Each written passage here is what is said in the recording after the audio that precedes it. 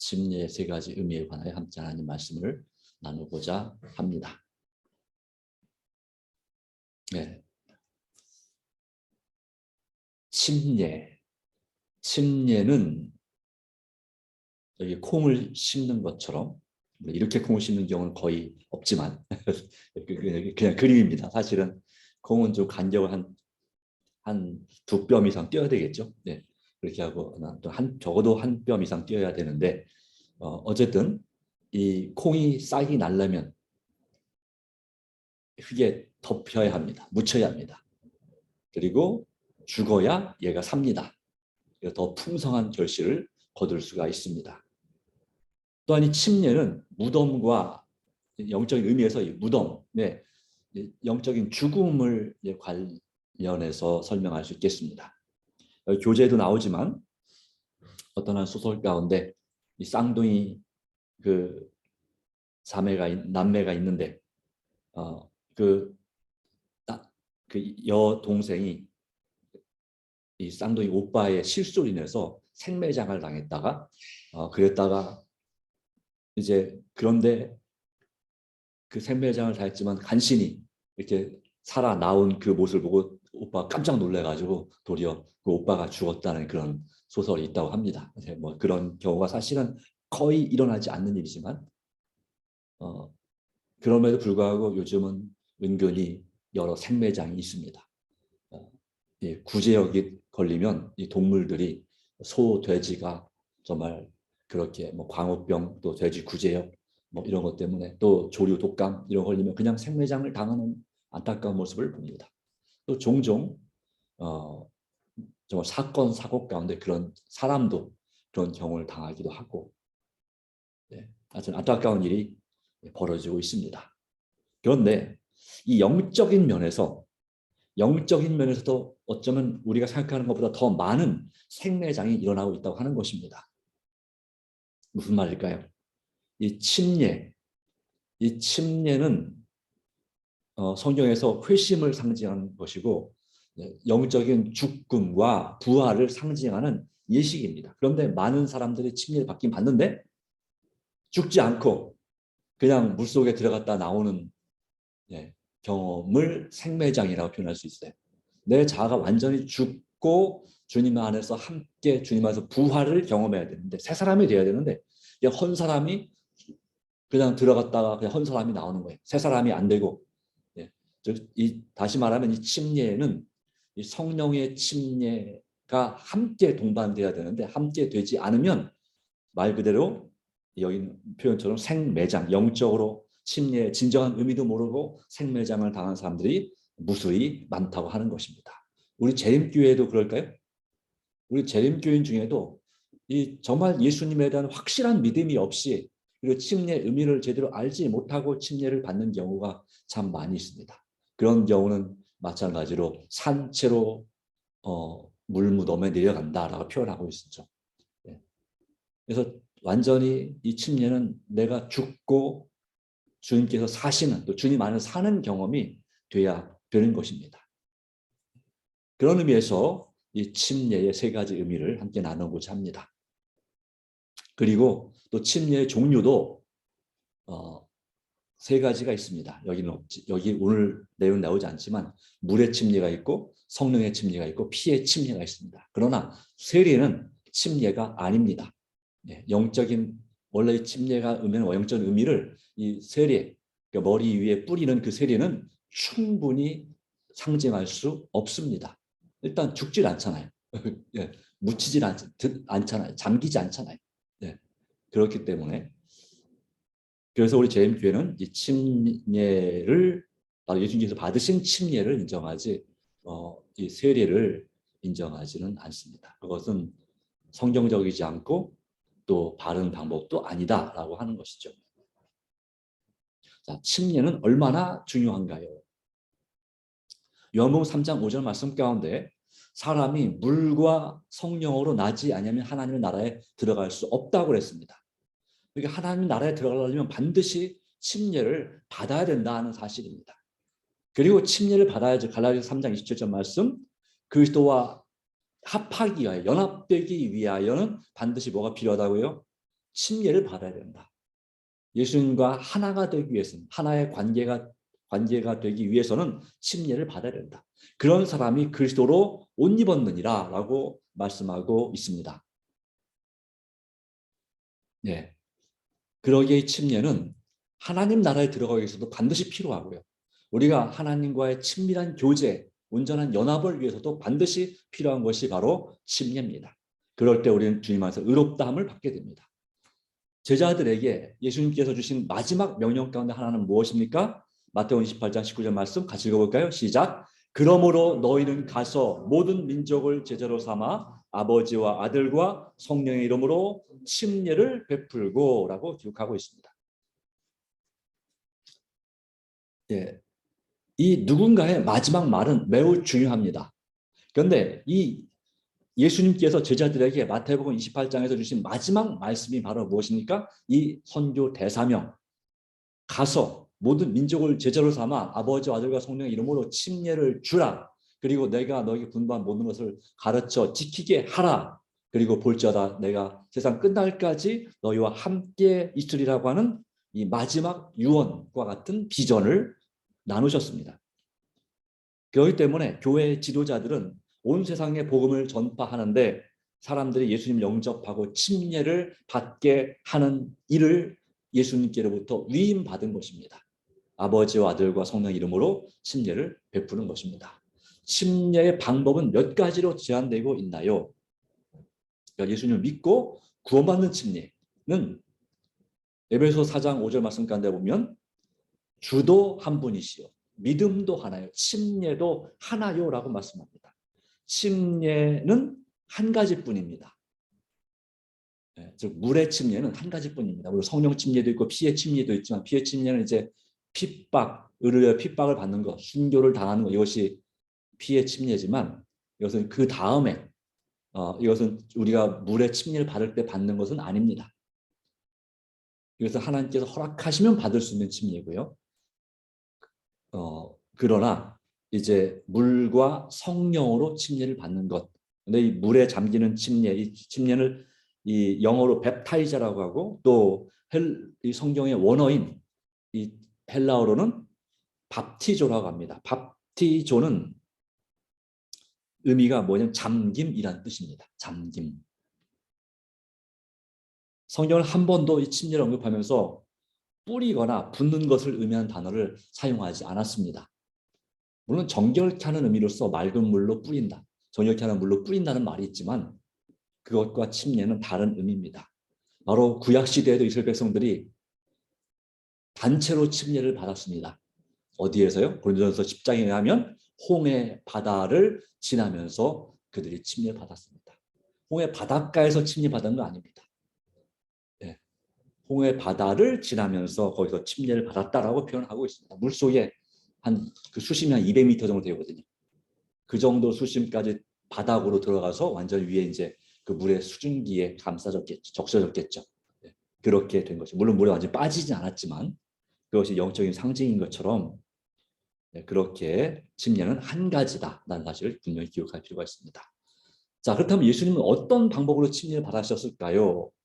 물에 잠기는 침례였을까요? 아니면 뿌리는 세례였을까요? 네. 네.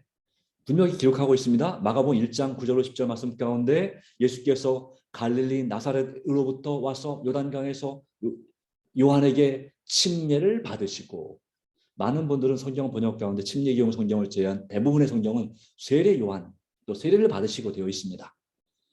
그런데 이 예수님께서 요단강에서 침례를 받으셨는데 물에서 올라오실세라고 했어요. 그게 무슨 뜻입니까? 물에 내려갔다는 얘기죠. 이 강둑에서 이 요단강으로 들어간 것입니다. 들어가서 굳이 그 물 속에 적어도 허리나 가슴 정도 잠긴 상태에서 요한이 물을 이렇게 손으로 이렇게 퍼가지고 위에 뿌렸을까요? 굳이? 네, 아니죠. 이 원래 의미가 잠기는 것처럼 그렇게 그냥 세례면 굳이 요단강에서 할 필요 없죠. 어디서 하면 돼요? 집에서 하면 되죠. 회당에서 물 떠갖고 와서 자 세례 주면 되잖아요. 그런데 이 요한이 어디에서요? 요단강에서 침례를 했습니다. 물론 그 위에 갈릴리 호수도 있습니다. 갈릴리 호수도 있지만 이거는 이제 흐르는 물이죠. 흐르는 물에서 침례를 거행했습니다. 예전에 구약의 제사제도 가운데서도 그 산비둘기, 집비둘기를 어디서 잡았냐면 흐르는 물 위에서 잡았습니다. 고인 물에서 잡지 않았습니다. 그래서 영적인 의미가 있는 것이 우리의 죄를 떠내려가게 하는 그런 의미가 있죠. 그래서 물에서 올라오실새 하늘이 갈라짐과 성령이 비둘기같이 자기에게 내려오심을 보시더니 하늘에서 소리가 들렸죠. 이는 내 사랑하는 아들이요 내 기뻐하는 자라 말씀하셨습니다. 그러니까 예수님은 어떤 침례를 받으셨습니까? 물속에 잠기는 침례를 받으셨습니다. 그러므로 우리도 어떤 침례를 받아야 될까요? 물속에 완전히 잠기는 침례를 우리도 받아야 되는 것입니다. 그것이 바로 예언의 성취였고 바로 예수님께서 침례를 받음으로 하나님의 사역, 성령의 충만함으로 공생의 지상에서의 봉사 사역을 시작하셨습니다. 우리도 주님 안에서 새 사람이 되고 또한 그리스도인으로서 새로운 삶을 사역을 시작한 데 있어서 우리는 물에 잠기는 침례를 받은 것입니다. 그 의미를 우리가 깊이 생각하고 침례를 받았다면 그 침례는 참으로 기쁜 것이지만 만약에 내가 받은 침례가 뭔지 모르고 그냥 물에 빠지는 것이 두렵고 또 신경 쓰이고 그렇다면 우리는 어쩌면 침례의 의미를 진정으로 깨닫지 못했을지도 모릅니다. 말씀을 배우긴 배웠는데 침례가 나에게 얼마나 큰 영적인 의미가 있는지를 깨닫지 못할 수도 있습니다. 그러기에 주님은 우리에게 또 이어서 나오지만 그런 경우에 또 방법이 있겠죠. 어찌 되었든 어떤 사람들은 정말 방식은 맞게 침례 받았어요. 물에 잠기는 침례를 받았습니다. 그런데 변화가 없습니다. 아까 말한 대로 생매장, 산채로 물에 잠겼다가 나왔습니다. 그래서 자아가 죽지 않았습니다. 옛사람이 그대로 있습니다. 새사람이 되지 않았습니다. 죽어야 새사람이 되는데 옛사람이 되어 있습니다. 그러다가 시간이 얼마 더 지나서 어떤 계기로 하나님께서 그 마음속에 이 침례의 깊은 의미를 깨닫게 하시는 경우도 있습니다. 그런 경우를 뭐라고 말합니까? 예수님을 만났다라고 하는 영적인 체험을 경험하기도 합니다. 그래도 그 정도까지는 괜찮다라고 할 수 있습니다. 그런데 침례를 받았지만 어떠한 영적인 체험도 정말 주님과 함께하는 경험을 주님을 의지하고 주님께 나를 도와주시는 정말 하나님께서 나에게 살아계신 하나님이시라는 그 경험을 충분히 또 단 한 번도 하지 못했다면 우리의 영적인 부분은 성장에 있어서 크나큰 지장이 있다고 볼 수 있겠습니다. 자, 우리는 예수님께서 받으신 침례의 의미를 분명히 이해하고 그와 같은 침례를 우리가 경험하는 것은 참으로 중요하다라고 하는 것입니다. 다른 예시도 있습니다. 이 빌립과 에디오피아 내시가 그 구스인이라고 해서 에디오피아 내시가 이사야를 통해서부터 시작해서 예수님께서 진짜 메시아, 세상의 구주이심을 깨닫고 그들이 이제 침례를 받기로 결심하고 둘 다 물에 내려가 그랬어요. 빌립이 침례를 베풀고 둘이 물에서 올라올새 주의 영이 빌립을 이끌어간지라. 그래서 그리고 내신 어떻게 길을 갔습니까?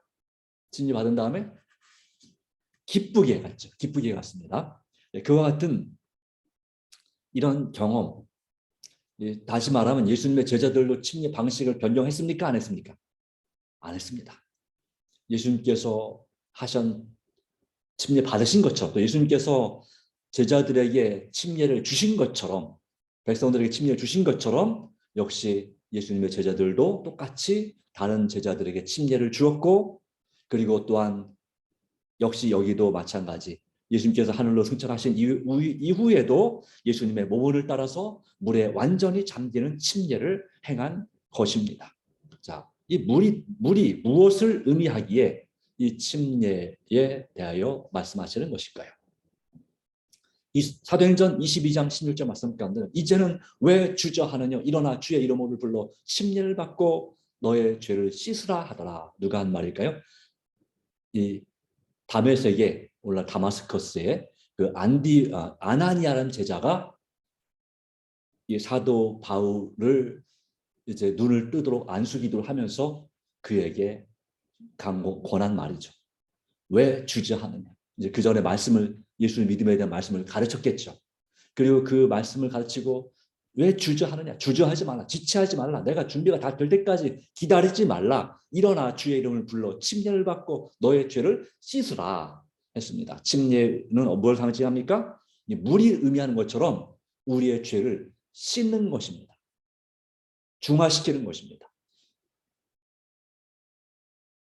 네. 그래서 모든 우리 몸의 해독 독을 제하는 것이죠. 여러분들도 과일을 먹을 때 껍질째 먹는 게 좋다고 그러죠. 그런데 껍질째 잘 안 드시는 이유는 뭘까요? 먹기에 불편해서, 또 농약 때문에. 껍질 까면 더 깔끔하게 매끄럽게 먹을 수 있죠. 그렇지만 분명한 사실은 껍질을 하고 같이 먹어야 된다는 것입니다. 그래야 그 섬유질이, 왜냐하면 껍질, 그 농약 성분이 혹시 있다면 껍질만 있을까요? 아닙니다. 그 과일 안에도 있을 수가 있습니다.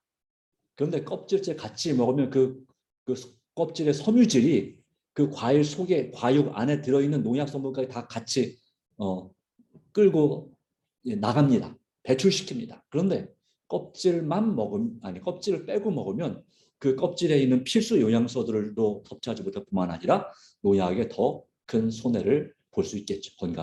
손해를. 건강하려고 먹는 건데 그것에 독이 쌓인다면 되겠습니까? 그렇죠? 그래서 이 껍질째 먹기 위해서 어떻게 합니까, 여러분? 농약을 제거하기 위해서. 예, 깨끗이 닦죠. 근데 그걸로만 그렇게만 하면 혼나는 분도 있다고 합니다. 어떤 남편은 그렇게만 하면 혼납니다. 제가 주중에 저희 여기 그 웨딩홀 쪽에 있는 커튼 가게를 갔었는데 그 선생님이 그러시더라고요. 그분이 그 사과를 좀 먹으라고 주는데 조각을 냈는데 껍질째 있더라고요. 그 우리 교인이 아닌데. 그래가지고 이거 어떻게 껍질째 드십니까 그랬더니 껍질째 당연히 먹어야죠. 네, 그러면서 말씀하시더라고요. 네. 바닥바닥 안 씻으면 그거에다 베이킹 파우더나 밀가루 해가지고 물에 담궜다가 깨끗하게 안 씻으면 집사람한테 혼나요. 그래서 이거 뭐요? 아시는 분이구나. 그리고 자른 다음에 그 이제 그 밑에 안 씻어지고 그 패인 부분이지, 꼭지 부분 있죠. 거기까지 다 도려낸대요. 그렇게 해서 아주 철저하게 하시는 분이 있더라고요. 네, 베이킹 파우더나 밀가루에 한 몇 분 정도 담가 놓으면 그 독이 중화가 됩니다. 아시는 바대로. 자, 침례도 영적인 의미에서 그런 의미가 있는 거죠. 우리가 물에 잠기는 시간은 숨 막히는 것 때문에 한 1초도 안 되지만 원래는 한 1분쯤 30초 이상 들어가 있으면 좋긴 하겠지만 전에 제가 서울중앙교회 전도사일 때 이 노인교회가 있었습니다. 지금도 있습니다. 근데 그 노인교회의 어르신들이 침례를 받는데 한 분이 말씀하신 것이 참 기억에 남습니다. 저는 목사님 저를 물에 깊이 담궈 주십시오. 잠깐 꺼내지 마시고 잠깐만 조금만 더 있다가 꺼내 주십시오. 이렇게 하셨어요. 왜 그러시냐 그랬더니 내 죄를 물속에 완전히 씻기를 원합니다. 네, 진짜 이 침례가 내 자아가 죽는다고 하는데 그런 경험을 내가 하기 원합니다. 네. 그래서 이분은 침례가 뭔지 알고 침례 받으시는 분이죠. 그죠? 네. 어떤 의미인지. 정말 귀하고 복된 이 경험을 올해 우리가 인도하시는 분들이 그러한 경험을 하게 되는 그 축복을 함께 꼭 경험했으면 좋겠습니다. 자, 침례는 세 가지 선인적 의미가 있습니다. 자, 로마서 6장 4절 말씀 가운데 기록하고 있습니다. 그러므로 우리가 그의 죽으심과 합하여 침례를 받음으로. 첫 번째는 뭡니까? 죽으심. 예수 그리스도의 죽으심과 합하여 침례를 받음으로. 그러니까 나 혼자 죽으면 자살입니다. 그러나 주님과 함께 죽는 것이 바로 침례입니다. 그리고 그와 함께 뭐가 되었나니? 장사되었다. 내 죄를 완전히 물속에 그냥 잠깐이긴 하지만 그러나 완전히 장사 지낸다. 죄를 완전히 그 영적인 의미에서 그 무덤에 완전히 버리고 그리고 죽고 완전히 죽어서 썩어서 그래서 이제 아버지의 영광으로 말미암아 그리스도를 죽은 자 가운데서 살리심과 같이 우리로 또한 새 생명 가운데서 행하게 하려 합니다. 우리를 살리시고자 하는 것입니다. 그래서 죽고 장사되고 살리심. 그래서 죽는 것, 그 다음에 장사되는 것은 말하자면 분리되는 것이죠. 이 죄로부터 분리되는 것입니다. 정결케 되는 것입니다. 세상과 완전히 결별하는 것입니다. 그렇죠? 그리고 다시 부활, 살리심, 새 사람이 되는 것을 말하는 것입니다. 예수님과 함께 죽고 예수님과 함께 장사되고 예수님과 함께 살고 예수님께서 침례를 받으셨고 그 다음에 죽은 십자가에서 돌아가시고 여기서 말하는 건 예수님의 죽으심은 이제 십자가의 죽으심을 가리키겠죠. 무덤 속에 며칠 동안 계셨습니까? 3일 동안. 네. 3일 동안. 그럼 우리도 침례를 할 때 적어도 3초는 물속에 있어야 되지 않을까 싶은데 모르겠습니다. 3초. 네. 자, 그러나 꼭 굳이 그렇게 할 필요는 없겠지만 말이 그렇다는 거죠. 3일 동안 무덤에 계셨습니다. 어떤 의미가 있을까요? 3일 동안 무덤에 계시는 것이. 죽으심은 구원을 상징하고요. 그리고 부활은 승리를 상징합니다. 사망을 정복하신 것이 바로 부활이죠. 그러면 장사되면요. 예수님께서 장사되신 동안에 뭐가 있었냐면 주님은 참된 안식을 누리셨습니다. 무덤 속에서. 그리고 그 장사된 날 이제 금요일이었고요. 1월 14일 금요일이고 15일부터는 뭐가 시작됩니까? 무교절. 무교절은 무엇을 의미할까요? 죄악이 끝났음을, 정결케 됐음을. 그래서 죄로부터 백성들이 정결케 됨을 상징하는 것이 세상과 결별하는 것이 바로 이 무교절입니다. 자, 이스라엘 백성들이 언제 6월절에 출애굽을 했을까요? 무교절 첫날에 출애굽을 했을까요? 아니면 예수님이 부활하신 초실절 그 다음 1월 16일에 출애굽을 했을까요? 언제 출애굽을 했겠습니까? 애굽에서 언제 나왔을까요? 자, 1월 14일 무교절 1번, 2번은 1월 14일 6월절, 2번은 1월 15일 무교절, 3번은 무교절 이튿날인 이제 그 1월 16일 초실절. 자, 이스라엘 백성들은 언제 출애굽했을까요? 며칠 날? 2번. 또 있습니까? 2번 말고. 1번 무교절, 6월절. 자, 6월절. 자, 정답은 있습니다. 한 분이 맞추셨습니다. 정답은 2번입니다. 2번 뭐예요? 1월 15일 무교절입니다. 15일 무교절. 그러니까 1월 14일 6월절 날에 출애굽 전날 그들이 양을 잡았어요. 오후 3시 해질 때 양을 잡았습니다. 그 피를 문설주와 인방에 발랐습니다. 그렇죠? 맞죠? 인방과 설주에 발랐습니다. 설주가 좌우고 인방이 위죠. 밑에가 지방이니까, 바닥이 문지방이니까 발랐습니다. 예수님의 십자가를 상징하는 것입니다. 그리고 그 밤에 천사가 그 장자를, 그 피를 바른 집의 장자는 죽이지 않고 또 짐승 중에도 제일 첫 번째 태하는 초태생을 죽이지 않고 넘어갔습니다. 그래서 이 장자들이 구원을 받았습니다. 첫 열매가 됐죠. 구원을 받았습니다. 그리고 그 다음날 애굽의 바로가 불렀습니다. 아마도 두트모세 3세가 불렀습니다. 모세를 불러가지고 빨리 가라, 빨리 나가라, 다 나가라. 그래서 이제 발효되지 못한 그런 밀가루 반죽을 가지고 그걸 메고 그들이 1월 15일 날 출애굽을 합니다. 이 애굽은 뭘 상징합니까? 영적으로 세상을 상징합니다. 그러니까 출애굽은 무엇입니까? 세상으로부터 결별, 세상을 떠나는 것입니다. 그래서 돌아가시면 세상을 떠났다고 그러나요? 글쎄요, 모르겠습니다.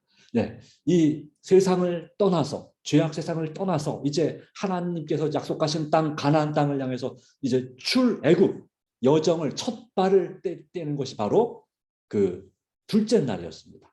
그러니까 첫째 날, 둘째 날, 셋째 날 따진다면 그래서 1월 15일 무교절이었습니다. 그러니까 그리고 이제 초실절 1월 16일에 예수님이 부활하셨죠. 그것처럼 예, 이제 그렇게 되어지는 과정인데 그렇다면 이 무덤에서 물무덤에 죽고 그리고 장사되었다는 장사의 의미가 뭘 의미하겠습니까? 그러니까 이스라엘 백성들은 그 1월 15일 날이 기뻤을까요? 1월 14일 날이 기뻤을까요? 제일 마음이 기뻤던 날이 언제일까요? 1월 15일입니다. 14일은 어떤 사람들은 두려움에 떨었습니다. 어떤 사람은 진정한 확실한 믿음으로 있었지만 자기들의 첫 아들이 죽지 않은 모습을 봤을 때 1월 15일 날은 기쁨이 넘쳤겠죠. 그리고 어떤 명령이 났어요? 오늘 당장 나가라. 그러니까 이미 출발 준비 다 갖추고 있었잖아요. 네. 그래서 오늘 당장 나가라. 그래서 1월 15일은 이스라엘 백성들에게 해방의 날인 거죠. 우리나라 8.15 해방처럼 해방의 날이에요. 네. 모든 백성들이 다 같이 짐 싸서 쫙 나가는 그 장관을 한번 생각해 보십시오. 세상으로부터 떠나는 날, 옛사람을 버리는 날. 이제는 애굽에서의 습관과 모든 것을 음식 같은 모든 걸 다 이제 그 애굽에서의 노예 생활, 노동 다 버리고 가는 날이죠. 그런 의미에서 장사된다고 하는 의미는 침례에 있어서 그런 의미가 있습니다. 그리고 이제 그 다음 날은 1월 16일에는 어떤 느낌이 들었을까요? 1월 15일 날은 이제 애굽에서 나왔습니다. 자기가 그 태어나면서부터 살았던 그 애굽 땅 라암세스 뭐 비돔 이런 곳에서 이제 그들이 나왔습니다. 그 다음 날 이제 그날 저녁에 1월 15일 저녁에 텐트를 쳤겠죠. 1월 16일 날 어떤 느낌이 들었을까요? 아, 이제는 그 애굽의 군대나 관리들이 그들을 깨우거나 호통치는 소리가 들리지 않는 것입니다. 뭘 느낄까요? 자유. 아, 이제 나는 자유인이다. 를 느끼는 것이 바로 그 다음날 이제 출애굽해서 하루 길 걷고 나서 텐트 치고 그 다음날 일어나서 느낀 경험이겠죠. 아, 그래 나는 이제 하나님의 백성이고 애굽의 노예가 아니다. 더 이상 애굽의 노예가 아니다. 이것을 깨닫는 경험이 바로 부활이죠. 네. 그런 의미에서 침례의 의미를 이 출애굽과 비교해서 생각해 볼 수 있습니다. 그리고 뭘 보는 것입니까? 출애굽할 때 이스라엘 백성들에게 하나님께서 함께 하신 표적이 있었습니다. 뭐가 있었습니까? 구름 기둥과 불 기둥이 있었습니다. 구름 기둥과 불 기둥은 뭘 상징할까요? 성령의 임재를 상징하죠. 또한 하나님께서 그들과 함께 하심을 상징하죠. 침례도 마찬가지입니다. 예수님과 함께 죽고 함께 장사되고 함께 살리심, 부활을 경험하는 것, 새 생명을 경험하는 것. 그래서 이제는 전적으로 출애굽한 이스라엘 백성들이 40년 동안 광야에서 하나님의 도우심이 없이는 도저히 살 수도 없었고 먹을 수도 없었고 그리고 승리할 수도 없었던 것처럼 또 하나님의 말씀도 깨달을 수 없었고 하나님께서 함께 하심 없이는 이 침례는 바로 그것을 경험하는 것입니다. 먹고 마시고 살아가는 모든 것이 이제는 전적으로 하나님께 의지해야 됨을 보여주는 것이 이 침례입니다. 그러기에 우리는 여기 있는 내용처럼 예수께서 돌아가시고 장사 지낸 뒤 부활하신 것처럼 새로운 그리스도인은 침례를 통하여 죄된 이전의 삶에 대하여 죽고 물속에서 장사 지낸 후 성령의 능력을 부여받은 새로운 삶으로 부활하는 것입니다. 이 상식들이 바로 침례의 핵심인 것입니다. 침례를 받은 사람은 먼저 죄된 삶을 내려놓고 물속에 잠기었다가 예수님 안에서 새로운 삶을 살기 위하여 올라오게 됩니다. 여기는 다른 여러 설명도 있습니다. 거기는 이제 한 장 넘기시면 166페이지에 보시면 침례가 상징하는 세 가지 의미를 다음과 같이 정리할 수 있습니다. 1번, 예수 생활에 대하여 죽음, 물속에 들어가는 거죠. 두 번째, 그 다음에 물속에 잠김, 옛 생활에 대하여 장사, 옛 생활을 장사하는 것입니다. 세 번째 무엇입니까? 물에서 나오는 경험, 바로 예수님 안에서 새 삶으로의 부활. 그러니까 예수와 함께 내가 죽어야 예수님과 함께 내가 장사되고 세상과 결별하고 그리고 예수님과 함께 살 때에 내가 새 사람이 되는 것이다. 새 삶을 사는 것이고 하나님을 찾아가는 것이다. 이것입니다. 네. 자, 이런 의미를 우리에게 보여주고 있습니다. 그렇기 때문에 예수님과 합하여 침례를 받는 사람은 그리스도로 옷 입었느니라. 예수님의 이름을 믿음으로 침례를 받게 되나요? 이런 뜻입니다. 아버지와 아들 성령 이름으로 침례를 받지만 넘어가겠습니다. 그러면 침례를 받는 방식이 정말로 중요한가요? 마가복음 16장 16절 믿고 침례를 받는 사람은 구원을 받을 것이요 라고 했습니다. 자, 침례 자체가 우리에게 구원을 주는 건 아닙니다. 뭐가 침례를 우리에게 구원을 줍니까? 예수님 믿고 그렇게 믿는 사람이 구원을 받고 정죄를 받지 않습니다. 물론 침례 자체가 구원을 주는 건 아니지만 뭐라고요? 침례는 그리스도인 경험에서 필수적인 것입니다. 이것은 마치 영적인 결혼식과 같습니다. 그러기에 그릇된 형태의 침례를 베풀게 된다면 궁극적으로 침례의 의미 또한 변질을 되게 됩니다. 침례는 죄된 삶의 죽음과 예수님 안에서의 새삼 부활을 의미하는데 오직 물에 잠기는 침례만이 그 영적인 의미를 담아낼 수 있다 이것입니다. 이것을 우리가 분명히 이해하고 깨닫는 것이 필요합니다. 그래서 여기에 대한 여러 가지가 있지만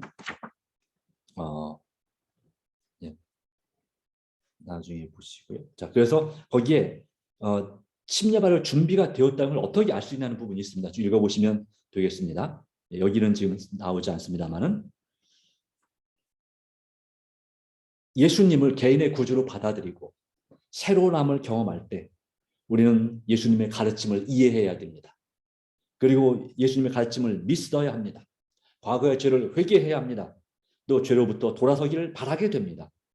그러므로 침례는 그분과 함께 살아가기를 바라는 사람을 위한 것입니다.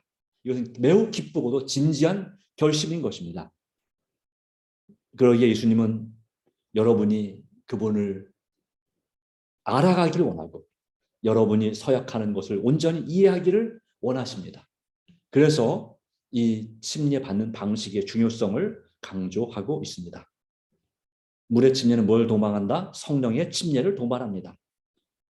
그렇기 때문에 이 성령의 역할은 우리의 죄를 깨닫게 하시는 거죠. 그죠? 죄 해결책으로 예수님을 의의 선물로 주시는 것입니다.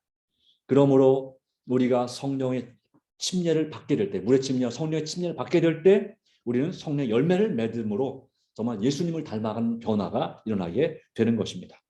이 침례 받는 것, 교회 출석하는 것과 관련이 있습니다. 그렇죠?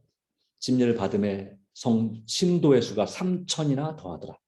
구원받는 사람들 날마다 더하게 하셨습니다. 그리고 그리스도는 교회의 머리가 되셨습니다.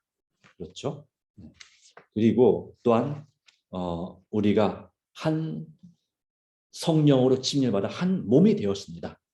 그러기에 우리는 이 침례에 대한 결정을 내리는 것은 하나님의 교회의 일원이 되는 것을 약속하는 것입니다. 그래서 우리는 이 교회의 교인이 되기 위해서 침례를 받기도 합니다. 여러 가지가 있지만 좀 마무리를 해야 될 것 같습니다만은 자, 분명한 것은 그것입니다. 이 세례는 이 침례에 대한 진정한 의미를 우리에게 깨닫게 하지 못한다. 그리고 예수님께서 받으신 것도 침례지 세례가 아니다.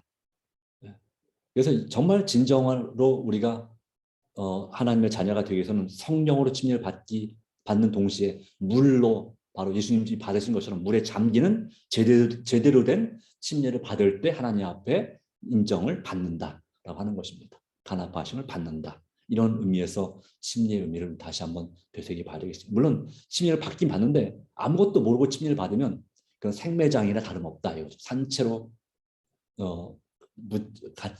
무덤에 내려가는 건 마찬가지다. 그래서 우리는 예수님과 함께 죽고 살아야 된다는 사실입니다.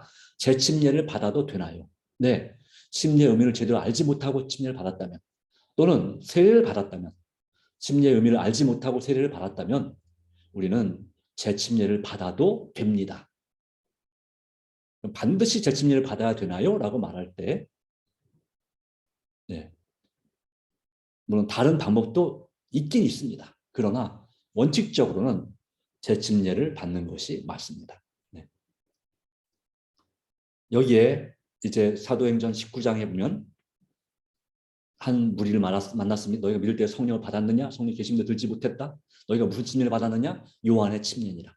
요한의 침례도 어떤 침례였습니까? 물에 잠기는 침례였습니다. 그럼 요한의 침례는 누구 이름을 받았을까요? 역시 하나님의 이름으로 침례를 받았습니다. 그렇지 않겠습니까? 네. 요한의 침례도 하나님께서 주신 권위 있는 침례였습니다. 그러나 그들이 바로 요한의 침례 회개의 침례였고요. 물속에 잠기는 침례였고요. 그런데 이 예수님을 알지 못했습니다. 그 사람들이. 그래서 예수님을 알게 됐을 때 그들은 듣고 주 예수의 이름으로 침례를 받았습니다. 이것은 무엇을 의미할까요? 재침례를 받는 경우가 있는데 두 가지가 있습니다. 첫 번째는 뭐냐면 중요하고 새로운 진리를 발견했을 때, 내가 그동안 깨닫지 못했던 진리를 깨닫게 됐을 때 우리는 하나님 앞에 헌신하고 새롭게 되는 새 삶을 다시 새 길을 찾았기 때문에 그 길과 삶을 위해서 우리는 재침례를 받는 것입니다. 재침례를 받는 것입니다. 네. 다른 교회에서 침례를 받았더라도 원칙적으로는 우리 재림교회를 통해서 새로운 하나님의 말씀의 진리를 깨달았다면 재침례를 받는 것을 권장합니다. 네. 바로 삶에 큰 영향을 미치는 중요한 진리를 배우게 되었기 때문에 재침례를 받는 것이 적절하다는 것을 성경은 보여주는 것입니다.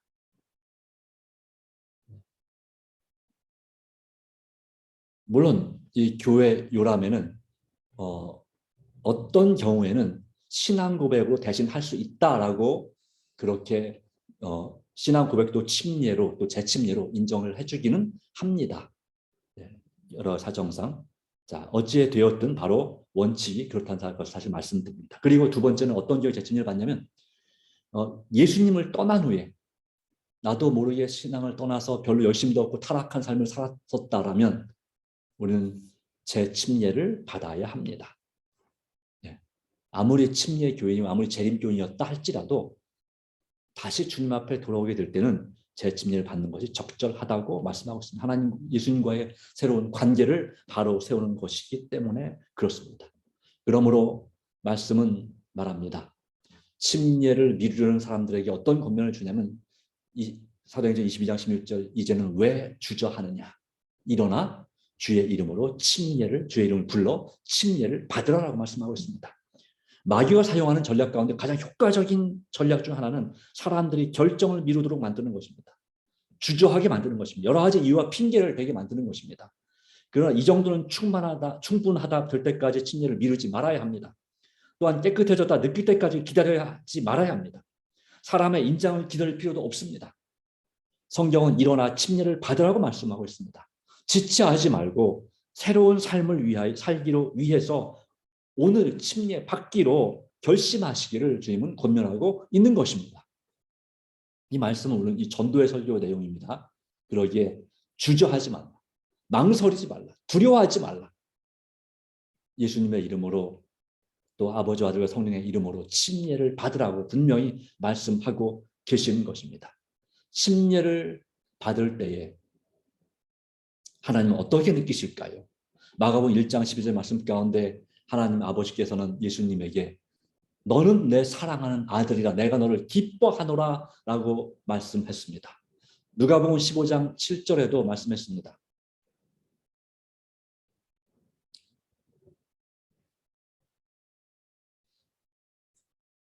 내가 너희에게 이르노니 이와 같이 죄인 한 사람이 회개하면 하늘에서는 회개할 것 없는 의인 99으로 말미암아 기뻐하는 것보다 더하리라. 그렇습니다. 그러므로 우리가 기억해야 될 세 가지가 있습니다. 침례의 의미를 우리가 분명히 받고요. 그렇기 때문에 첫 번째는 침례는 그리스도인 삶에서 그리스도인의 삶에서 가장 중요한 것 중 하나라고 하는 것입니다. 어떤 의미가 있다겠습니까? 예수님과 함께 옛사람에 대하여, 죄에 대하여 죽고 예수님과 함께 옛사람을 완전히 결별 장사 지내고, 그리고 세 번째는 예수님과 함께 다시 사는 부활, 새 삶을, 새 사람을 시작하는 것을 말한다. 그래서 가장 중요한 것 중 하나이다 라고 했습니다. 두 번째, 기억해야 될 두 번째는 오직 완전히 잠기는 침례만이 성서적이고 그 방식만이 침례의식이 갖는 상징을 온전히 보여줍니다. 온전히 말하는 세 가지 침례의 세 가지 의미를 보여줍니다. 그러기에 우리는 성서적인 방법, 예수님이 받으신 대로 침례를 받는 것이 가장 바람직한 것이 아닐까요? 왜냐하면 왜 그렇습니까? 우리는 예수님을 본받는 사람들입니다. 예수님은 정말 본받기 원한다면 그분의 말과 행동과 그분의 삶도 우리가 본받아야 되지 않을까요? 그런 의미에서 우리는 예수님께서 받으신 그와 같은 물속에 잠기는 침례를 받기를 권장하는 것입니다. 그것이 영광이죠. 영광이죠. 네. 그래서 제가 성지 수련을 갔을 때 보니까요. 거기에 그 요단강 에논이라고 하는 바로 그 침례 요한이 그 예수님이 침례를 베풀었던 그 장소가 지금도 있는데 그곳에 와서 외국인이든 또 한국에서 오신 분들이든지 간에 그들이 물론 이제 실제로 이제 어린 아이 자녀를 데려와서 침례식을 하는 감동적인 경우도 있지만 그분들이 정말 예수님의 침례를 기념하면서 그 이제 같이 오신 분 중에 제일 높으신 목사님이나 어떤 분들에게 이 침례를 받더라고요. 얼마나 감격스러운지 모릅니다. 내가 정말 주님 안에서 이렇게 주님의 이름으로 예수님께 받으신 그 본을 따라서 그것도 어디에서 침례 받으셨던 바로 그 장소에서 아마도 확실한 예수님께서 2000년 전에 침례 받았던 그 장소에서 침례를 받는 것 자체에 대해서 얼마나 감격하고 감사하는지. 그러니까 우리가 그냥 보기만 해도 말도 안 통하는 외국 사람이지만 보기만 해도 감동적이더라고요. 네, 그들은 바로 그 성지순례까지 와서 예수님의 모본을 따라서 침례를 받는 그런 예식을 행하는 것입니다. 우리가 성지까지는 가지 못할지라도 그와 같은 침례 그리고 더불어서 성령의 침례를 받는 것은 얼마나 의미 있고 귀한 일이 되겠습니까? 또한 기억해야 될 세 번째 거는 침례는 하나님께서 특별히 세우신 교회에 출석하는 시작점이기도 합니다. 그러므로 모의를 힘쓰는 하나님의 성도가 되실 줄로 믿습니다. 그러므로 여러분 예수님의 모본을 따라 새로운 시작을 위해서 성령에 기초한 바로 침례를 준비하길 원하십니까? 또 이미 침례를 받으신 분들이라면 예전에 받았던 그 깊은 침례의 의미를 다시 한번 되새기고 주님과 함께 살고 주님과 함께 그 전에 먼저 주님과 함께 죽고 주님과 함께 장사되고 주님과 함께 새 삶을 살기를 간절히 원하십니까?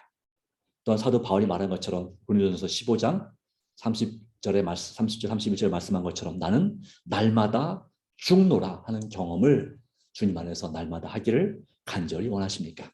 주님의 은혜가 온전히 함께하기를 간절히 바랍니다. 감사합니다. 네, 다음 주에는 더 건강한 삶의 비결에 대해서 하나님 말씀을 살펴보기 원합니다. 우리를 참으로 사랑하신 하나님 아버지, 바로 이와 같은 찬양을 우리가 올해에 여러 번 불렀으면 정말 좋겠습니다. 주님께 주시는 이 침례의 세 가지 의미를 살펴보았습니다. 우리가 침례를 받은 지가 오래되었지만 주님 안에서 우리를 위하여 돌아가신 예수님과 함께 죽고 함께 장사되고 주님과 함께 부활을 체험하고 새 삶을 시작한 이 삶을 다시 한번 회복하고 되새길 수 있는 그런 시간 주셔서 감사합니다. 오 주님 안에서 날마다 성령의 역사 가운데 날마다 죽고 날마다 사는 하나님의 자녀가 되게 해주시기를 간절히 바랍니다. 우리의 마음을 새롭게 하시고 성령으로 감동시켜 주시며 인도하여 주시옵소서.